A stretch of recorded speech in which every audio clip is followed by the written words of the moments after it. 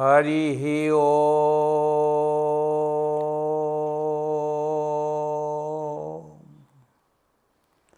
हरिः ॐ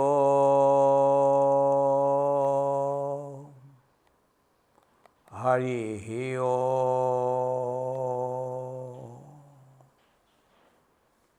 हरिः ॐ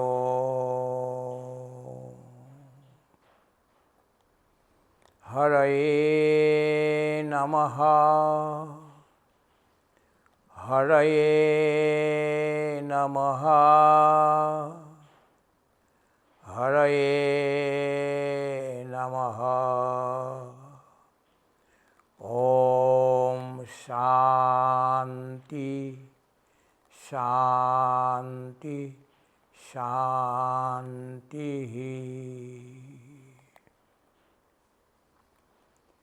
गुरु कृपांजन पायो मेरी भाई राम बिने कछु जानत नाही गुरु कृपांजन पायो मेरी भाई जागत राम ही सोवत राम ही जागत राम ही सोवत राम ही सपन में देखो राजा राम ही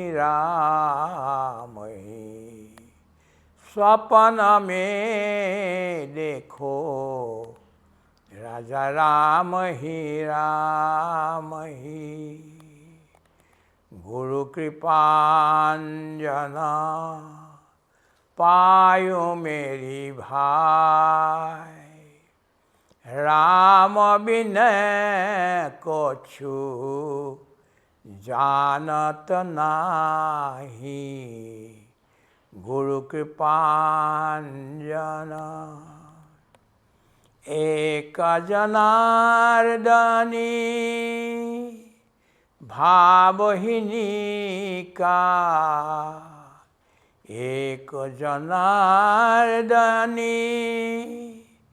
भावहिनी का जहाँ देखो वहाँ राम सरीखा जहाँ देखो वहाँ राम सरीखा गुरु कृपांजन पायो मेरी भाई राम बिनै कछु जानत नाही राम बिना कछु जानत नाही गुरु कृपांजन गुरु कृपांजन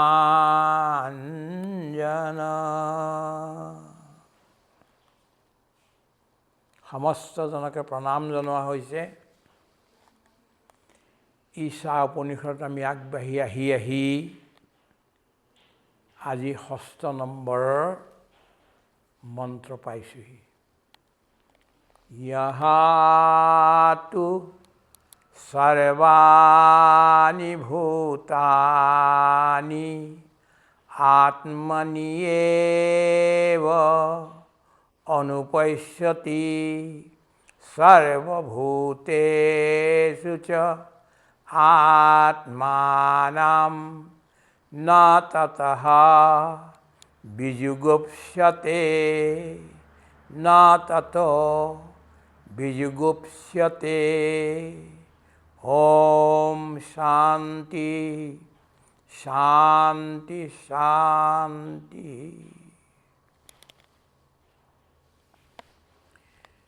জীৱৰ ঈশ্বৰৰ লগত কি সম্বন্ধ আছে? জীৱৰ জগতৰ লগত কি সম্বন্ধ আছে, সৃষ্টিৰ প্ৰাণীবিলাকৰ লগত কি সম্বন্ধ আছে, সেই সম্পৰ্কে ইয়াত কোৱা হৈছে। আমাৰ দৃষ্টি কেনেকুৱা হ'ব লাগিব, আমি সংসাৰখনক কি ধৰণে চাম, ইয়াৰ এই মাৰ্গদৰ্শনটো এই উপনিষদে এই মন্ত্ৰত কৰিছে। ইয়াৰ পিছৰ মন্ত্ৰত আমি এইখিনি পাই গৈ থাকিম, কিন্তু আৰম্ভ হৈছে।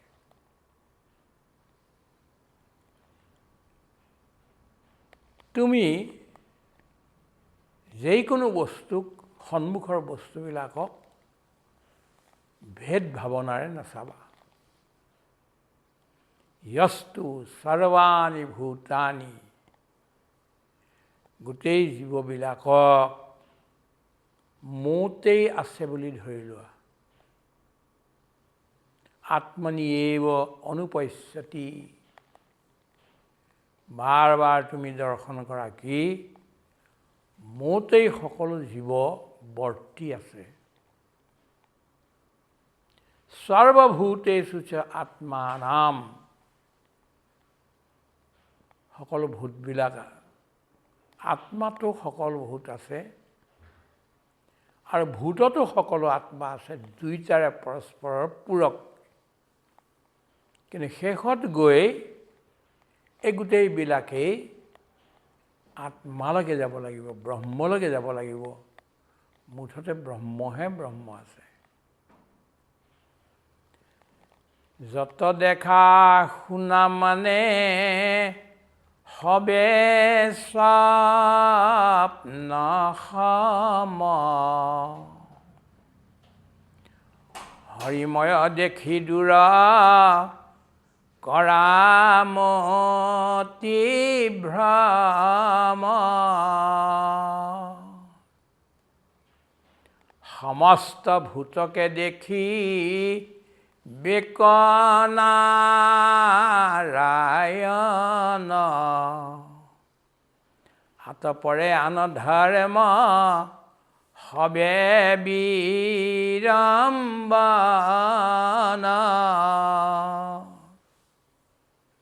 আমি যিমানবিলাক জ্ঞান লৈছোঁ বা যিমানবিলাক আমি ধৰ্ম কৰিছোঁ, এই সকলোবিলাকৰ মূল হ'ল সকলোতেই নাৰায়ণক দেখিব লাগে, বিষ্ণুক দেখিব লাগে। সেইটোহে আচল কথা। গতিকে আমাৰ দৃষ্টি আমি যেতিয়া বদলি কৰি দিম, ন তাতো বিজিগুপ্সতে, আমাৰ যিটো বিজিগুপ্সা মানে অন্যৰ প্ৰতি অনাদৰ ভাৱনা, অন্যৰ প্ৰতি নফৰত ভাৱনা, অন্যৰ প্ৰতি ঘৃণাৰ ভাৱনা, এইটো আমাৰ যাব লাগিব। দ্বেষ ভাৱনা, দ্বেষ, অনাদৰ আৰু ঘৃণাৰ ভাৱনা। Why should I hate you when you are in me and I am in you? When we can establish this unity, then why should we hate anybody?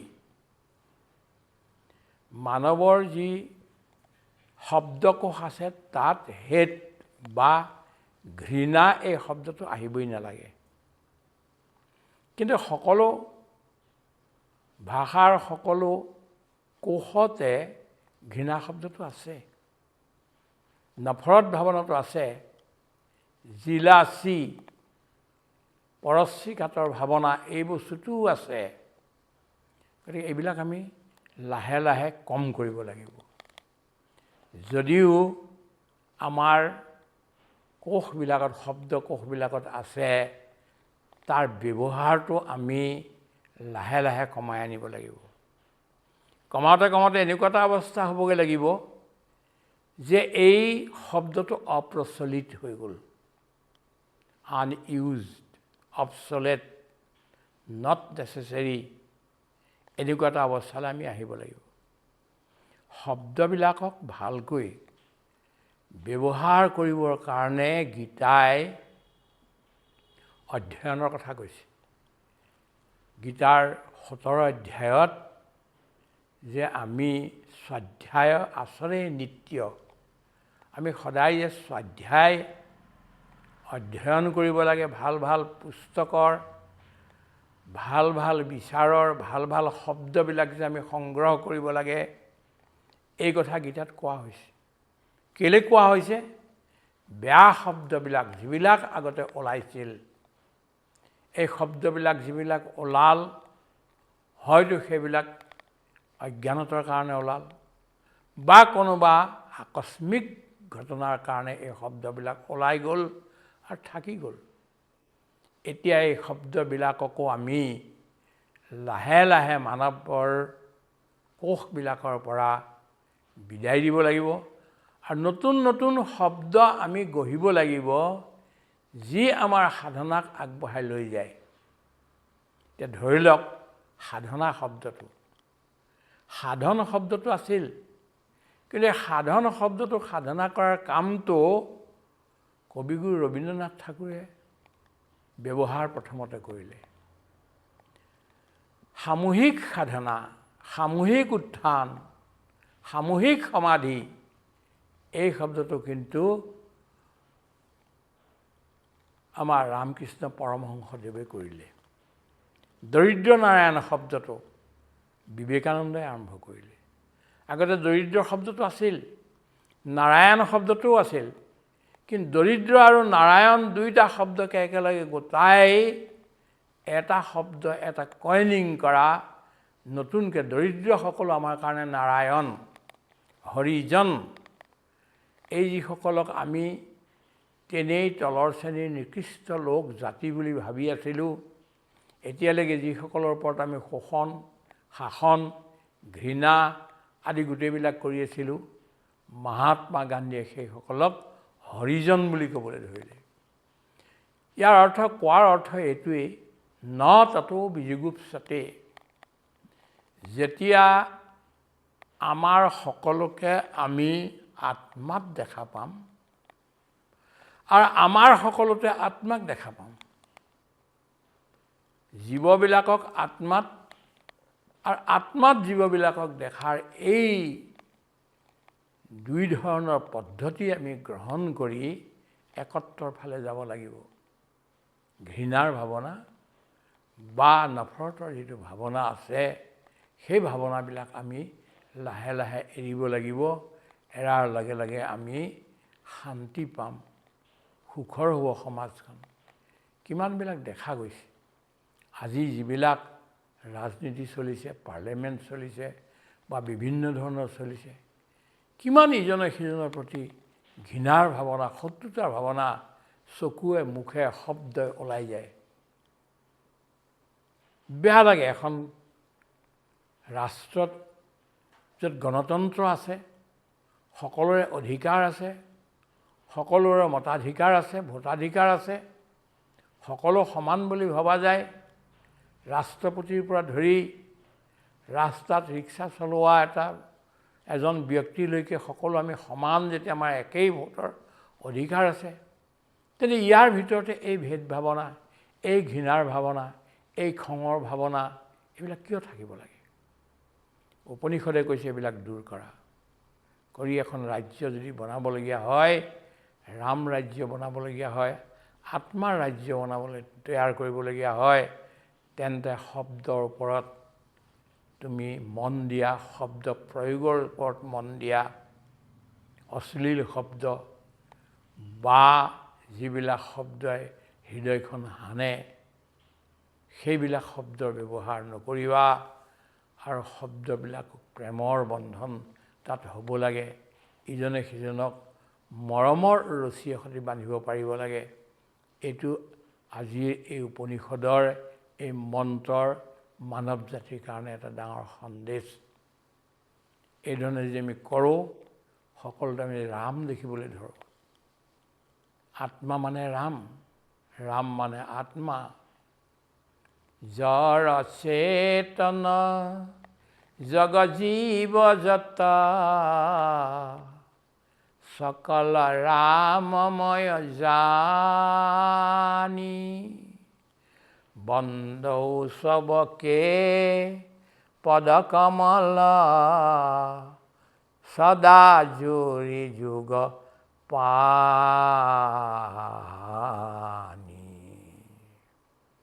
Mahatma গান্ধীৰ অস্ত্ৰ আছিলে এই হাত জোৰ কৰা, নম্ৰ হোৱা।